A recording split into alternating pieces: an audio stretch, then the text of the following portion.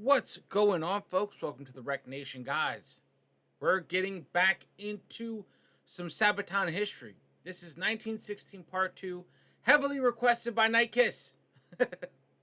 We're going to check this out. I thought it was a song. I honestly thought it was a song. I was like, dude, let's get into some music. Here we are, Indy Nidell and Parr. We're going to learn. But here we are. Let's just dive in and rock out. Let's learn. Because that's what we do, guys. That's what we try to do, at least, sometimes. Hello everybody, I'm Per from Sabaton. And I'm Indy Nidell. And you're watching Sabaton History Channel on tour. Okay, on tour? Where are we? We're in Mora on the Great Swedish Tour Part 2. Part 2. But before we talk about that, we're gonna talk about something else. Take it away, Indy. I'm going to start today with a quotation from Richard Van Emden's Boy Soldiers of the Great War. We had another lad killed the last day in the trenches, and the circumstances are particularly sad, for he was only 16 years of age. On Monday night, I was sitting warming myself by the coke fire, and young Crowther was sitting there too, and he looked so young and childlike as he nodded with sleepiness over the fire. Young Crowther was one of the sentries, and I gave the usual order, "Next relief there." I had only just got into the next bay when I heard a call, "Stretcher bearers." I turned and rushed back, and there was the poor lad face down in the trench, reddening the water all round with his blood. He only lived about 10 minutes. The shot entered his back, piercing the lung and bursting the main artery. So ended another young life in the twinkling of an eye. Wow. 16 years old when I went to the war to fight for a land fit for heroes. God on my side and a gun in my hand, chasing my days down to zero. In the summer of 1914, the great majority of soldiers going to war did so in the belief of a short, victorious campaign. They would be home before the leaves fell, most certainly before Christmas at any rate. This expectation led to hundreds of thousands of volunteers rushing into the recruitment offices of their respective armies, all wanting to be part of this grand adventure. But not all of them were grown adults. A sizable portion of these volunteers were young teenagers and underage boys, 13, 14, 15, 16 years old, that slipped through the cracks and got sent to the front. Soon the trenches of the Great War were filled with both the young and the old, but an enemy shell did not respect the difference in age. Throughout history, armies always had their boys with them. These might be the drummers, pipers, and buglers, teenagers who maybe suffered from abusive parents or a terrible work environment, often saw the armed forces as a last resort to escape their unhappy lives. And remember, in the 19-teens, working class kids would leave school at the age of 14 or 15 to find employment or apprenticeship. Only the privileged would remain in schools until they were 18 to 21. But the Great War, the opposite of dull civilian life, attracted both groups equally. In fact, there were many politicians and aristocrats that willingly sent their young sons to the front lines to fulfill a sense of duty. Prominent among them was Belgian King Albert, who said, "I want no special treatment for my son. Let him work in the trenches. He has to know how it feels to have blisters on his hands." Belgian Crown Prince Leopold was only 13 when he joined the Belgian 12th Line Regiment. Wow. Of course, this was mostly a publicity stunt, but Leopold would actually experience the trenches and come under enemy shell fire, so mostly isn't entirely.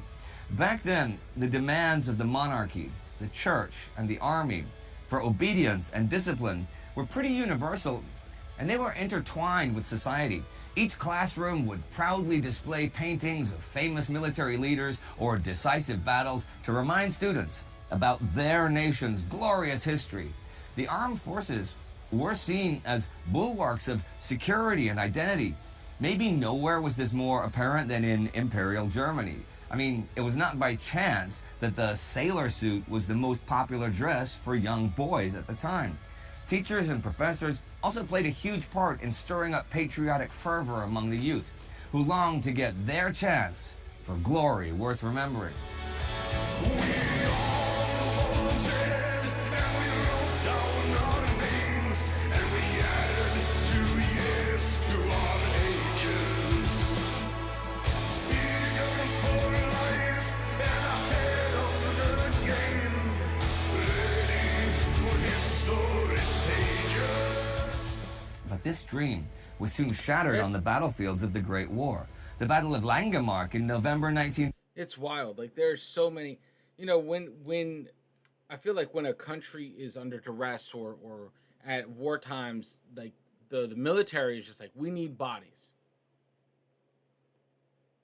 You know, that's what it is. You don't get the luxury of picking and choosing. So sometimes, like Indy said, yeah, they're like, what? Because it's kind of like, how do you not know this kid is this man is a child? Like, everyone knows.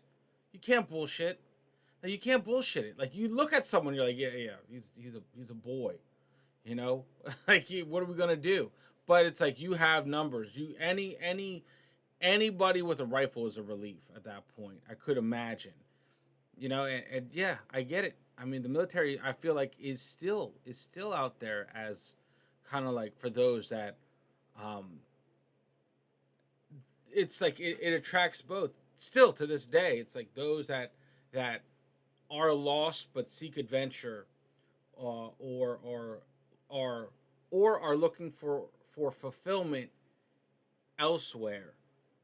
The military and its different forces offers that high risk, high reward, still, that experience that not everyone gets, and that for adventure seekers is it. So I love this. Let me here. 14 was quickly dubbed by the German public as the murder of children and the death of innocents. Here, a myth began to take root, that thousands of barely trained teenagers and young students were cut down by the older professionals of the British Expeditionary Force. Now, the official recruitment age in those days was between 18 and 21 in pretty much all of the warring nations. At that age, you were considered a grown adult, ready to make your own decisions, and were a man in his prime to serve in the armed forces. In peacetime, if you wanted to join up, there would be strict questioning, a general test of the senses, followed by an extensive medical examination. But in the turmoil and the chaos of the Great War, there was little time for that. The armies at the front were bleeding out, and they needed ever more men to fill the gaps. There were many cases where recruiters were even actively told to not be too strict with their demands. If a candidate looked physically fit enough to keep up with the strains of soldiery, then he was most likely waved through. Of course, officially there was a minimum height requirement, as well as necessary weight and chest measurements. But teenagers, well, they can be huge and muscled for their age, especially if they were apprentices on a farm or in the metal industry or something like that. Even the thin, the pasty-faced, the dull-eyed and pigeon-chested, though, were not necessarily excluded by more dubious recruiters. After all, a couple regular meals and a healthy lifestyle of exercise and fresh air would surely turn these youths into proper soldiers. The youngest soldier in the British Army was Sidney Lewis, who enlisted at just 12 years old. Sidney fought at the Somme, in the huge offensives there, in the bloody Battle of Delville Wood. Since he had enlisted under a fake name and address, his mother only found out his whereabouts by meeting one of his comrades who was home on leave. She promptly went to the War Office, showed them her son's real birth certificate, and got him discharged. But why did a 12-year-old boy go to war in the first place? Well, the minimum height requirement for the British Army was only 160 centimeters. That's 5'3". And Sidney was tall and heavily built for his age. But since information was often taken at face value, a fake identity was hard to disprove. I mean, there were no computers with the internet to cross-reference a name or double-check if the given age was correct. And even if a boy was turned down by a more cautious recruiter, there was nothing stopping him from trying another recruiting office the next town over. Yep. This eagerness might seem strange to us, especially with the benefit of hindsight, but we have to remember that each and every one was suddenly involved with this enormous, all-encompassing war. From kindergarten to university, they were exposed to the constant propaganda. Parents and neighbors constantly talked about the war, and newspapers and magazines were falling all over each other with the newest stories and most exclusive photographs from the front. The store sold tons of wooden guns and swords, and children played Germans and French with replica uniforms. France's youth, especially, was gripped by the omnipresence of the war, being under invasion, and with a deep-seated Germanophobia. It was always assumed that one day, some generation would avenge the humiliation of 1871 and return Alsace-Lorraine to the nation. Magazines were not shy of presenting their audience the Petit Bleu, the teenage soldier clad in the blue uniform of the Poilu, going off to fight the Boche, to fight the Hun. A battle near La Bassée in May 1915 was described as follows. 2 French battalions of the line headed the charge, mostly formed of the youngest recruits. The Bavarians held their ground and fought gamely. The youngest soldiers of France rushed the machine guns at no matter what loss, emptied their magazines into the crowded trenches, and then jumped in and fought with the bayonet. In Imperial Russia, although the official draft age was 19, there were reportedly thousands of teenagers dropping out of school to join the regiments at the front. Girls as well would cut off their hair and put on men's clothing to try and join. Medical examinations, if they happened at all, were often just a formality and hastily done. So a teenager with broad shoulders and an acceptable weight and height was good enough to serve in the artillery or carry boxes of ammo for the machine gunners. The Cossacks had a strong tradition of teenagers learning how to ride and fight on horseback. Same went for the Guard regiments, where the rich and important enrolled their sons to serve the Tsar, as well as their own resumes.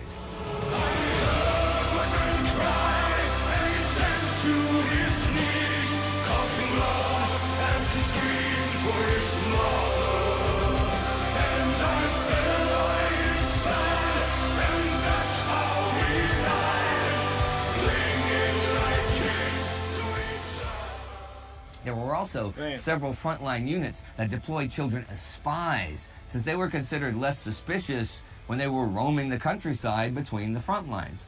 War naturally produced more than enough orphans that were left to their own fate. 8-year-old Momcilo Gavric was one of them and became most likely the youngest soldier in uniform during the war, wearing that of the Royal Serbian Army. His family was killed by members of the advancing Croatian Home Guard, who burned down their house. Gavric found his way to a Serbian artillery battalion who officially adopted him. He would witness battle, was given his own uniform, and even formally promoted to corporal and eventually to lance sergeant. Wow. Such sons of the regiment were not uncommon, especially in places where the front was not as clear-cut as in the West. In the Ottoman Empire, children had always played a great part when it came to generating patriotism among the populace. Teenagers dressed for war stood at the forefront of ceremonies honoring the fallen. Orphans especially were stylized as the lasting symbols of sacrifice, as they became the sons and daughters of martyrs. The vast majority of Ottoman teenagers were also left unschooled during the war. That's crazy. Like, I couldn't imagine that, man. I couldn't imagine that. It's wild. It's like you have these kids in the battlefield, you know. And, I mean, literally kids, not teenagers, like kids. That's no place for them at all. Period. I don't care who you are. Like, yeah, okay, this is why we're fighting. Well, you don't bring them with you, man. The hell, like, what?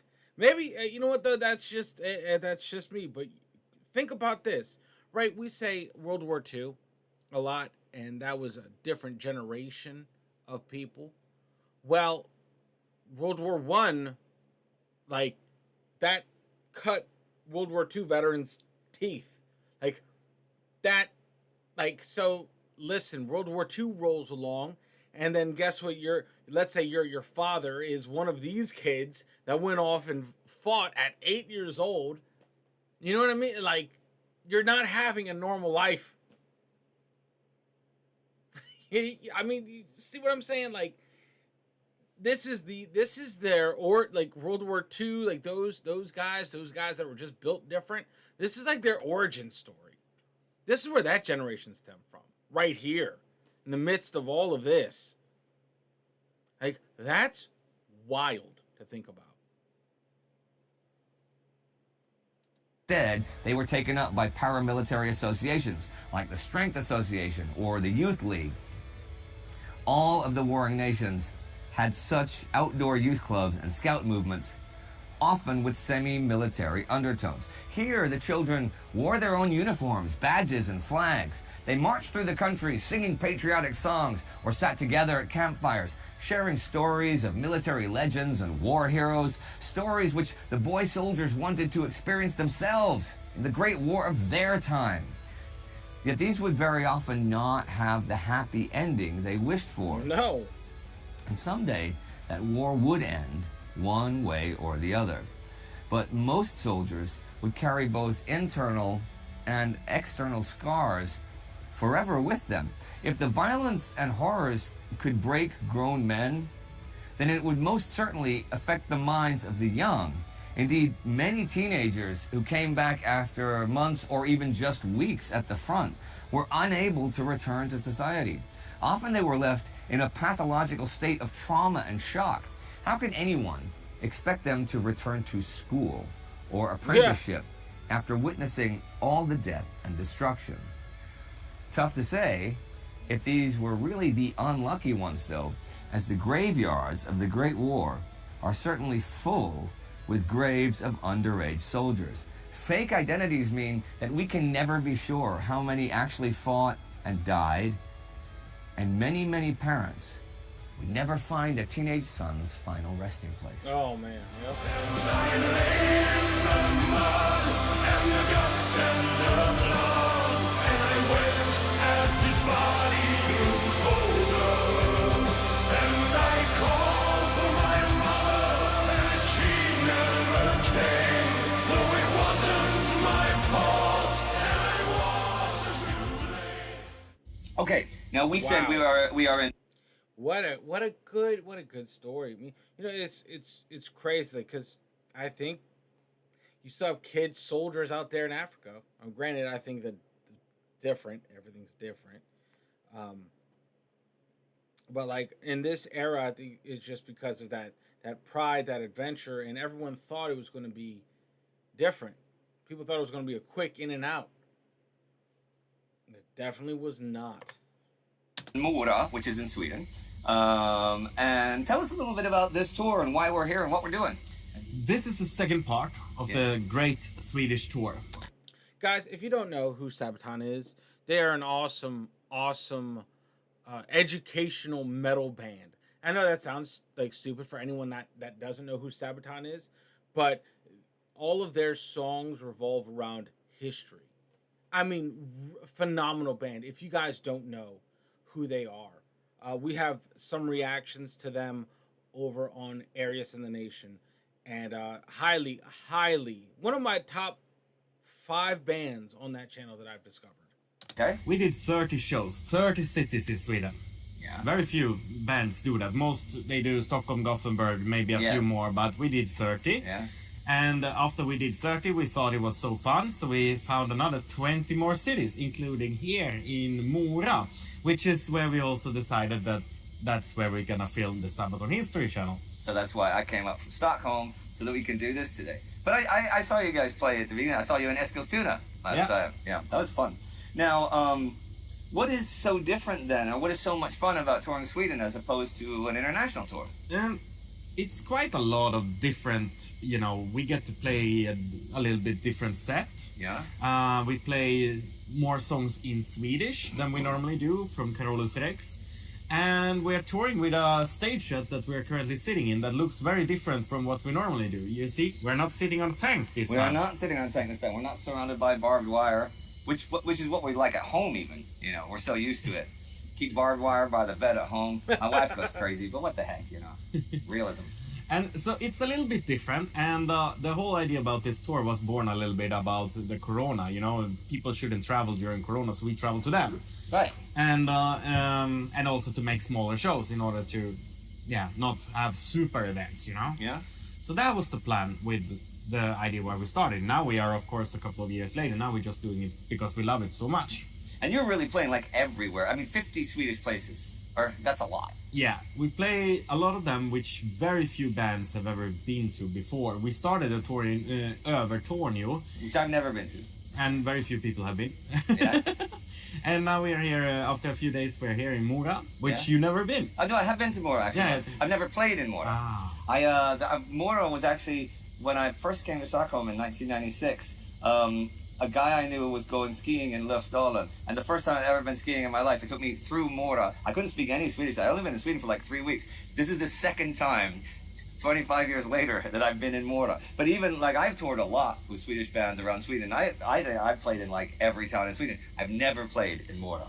But you've been skiing in Mora. Did you ski the Vasaloppet? I did not ski the Vasaloppet. For anybody who doesn't know what Vasaloppet is, it's that? the biggest skiing competition in the entire world. Holy shit. And the finish line of that one is here. They go actually 90 kilometers. Yeah. And it's in the ancient tracks. Yeah. Even though it's opposite direction they go now, but it's in the ancient tracks 500 years ago. This year. This year? Oh, wow, I didn't realize it was this year was the... Of course this year is the 500th anniversary. Yeah, of course. So, when the Swedish, who was not yet a king, Yeah, but going to be king.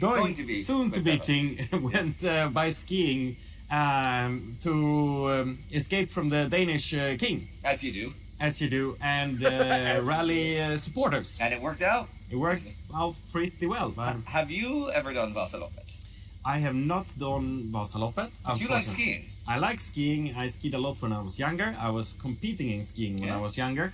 And a long time ago, when we had the World Ski Championship in Falun, I was a small part of the opening ceremony where I ran out with a bubo and gave it to one of the Swedish kings, and then we skied out of the stadium. That sounds kind of cool. You don't happen to have a video of that, do you? Maybe it exists in the Swedish television's archive somewhere, so but I don't have it. I don't think that anybody else were allowed to bring a camera in there or whatever, or anybody had a camera by then. Okay. Now, when you guys are on a tour like this, you have a few days off every now and then. Do you guys ever go skiing? So is this, hold on. 1 sec. Is this all about their touring? Is this all about the touring? Hold on. Even though maybe this castle that we are currently sitting in is maybe... So is this all about touring? Did we stop the history segment, guys? Let me see. Yes, and most of the plays are around 2000. Okay. So, guys, I want to end it. I want to end it here. Yes, we're ending it a little bit early. That's just because we're on a time crunch. But it talks about Sabaton and their tour that took place in standby. Took place 2 years ago. So, guys, I hope you like that. You guys are absolutely legends. Thank you for hanging out with me. Thank you for hanging out with the channel. You guys are absolutely phenomenal. Yeah, this was different. It's hard. I don't want to become just a channel that reacts to the Fat Electrician. There's so much more than that, and unfortunately, with the timing of things, I can't get to everything I want to get to. So love you guys. You guys are absolutely legends, and I will see you all in the next video. Unplug and do something legendary. Later, guys.